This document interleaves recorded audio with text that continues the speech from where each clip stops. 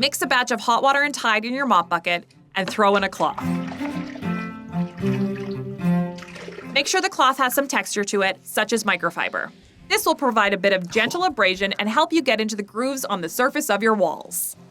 Start wiping back and forth across small sections of your walls. So fingerprints, especially for little people, children, are always like about this level.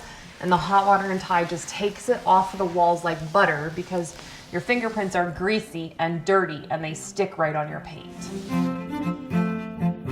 For any wall scuffs, pour Barkeeper's Friends directly on your cloth. Now gently but firmly wipe up the spot. You might need to try a few times to get out the scuff.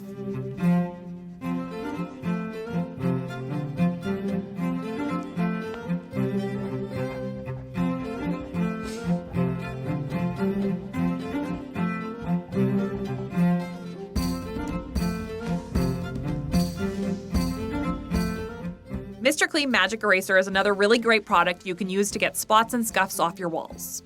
Use it gently to scrub any marks, but be careful because it's really a fine grit sandpaper. Again, it might take a bit of elbow grease.